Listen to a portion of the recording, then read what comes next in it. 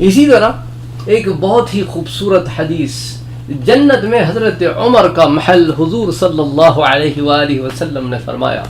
اس حدیث کو حضرت جابر روایت کرتے ہیں اور یہ حدیث متفق علیہ ہے، یعنی کہ یہ بخاری میں بھی ہے اور مسلم میں بھی ہے. سبحان اللہ.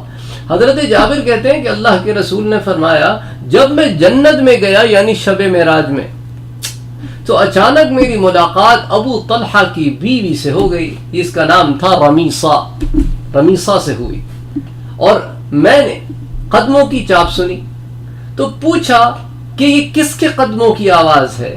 حضرت جبرائیل نے بتایا کہ یہ بلال کے قدموں کی آواز ہے.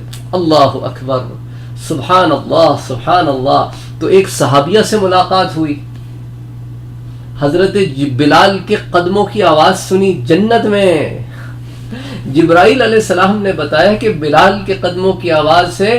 حضور کہتے ہیں پھر میں نے ایک محل دیکھا جس کے صحن میں ایک نوجوان عورت بیٹھی ہوئی تھی.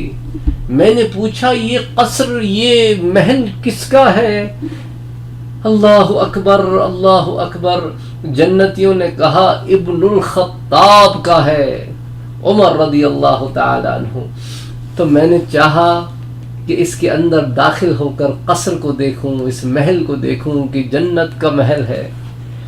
پر مجھے اے عمر تیری غیرت یاد آ گئی کہ تو بڑا غیور ہے، بڑا غیرت مند آدمی ہے، کہ تیرے گھر کے حوض کے اندر کے سامنے ایک نوجوان عورت بیٹھی ہے اور تو گھر میں موجود نہیں ہے، میں تیرے گھر میں داخل ہو جاؤں، مجھے تیری غیرت یاد آ گئی.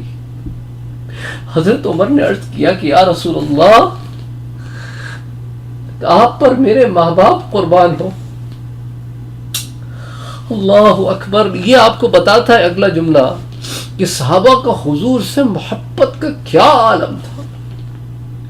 حضرت عمر رضی اللہ تعالی عنہ نے کہا بی ابی و امی یا رسول اللہ علیک اغار، آپ کے داخل ہونے پر میں غیرت کروں گا. آپ سے زیادہ پاک صاف نفیس النفس تو پوری خلق میں کوئی نہیں. آپ تو اشرف الخلق ہیں، اعظم الخلق ہیں. اللہ اکبر اللہ اکبر. اللہم صلی وسلم وبارک علی سیدنا محمد وعلى آله وأصحابه ومن تبعهم بإحسان إلى يوم الدين. الله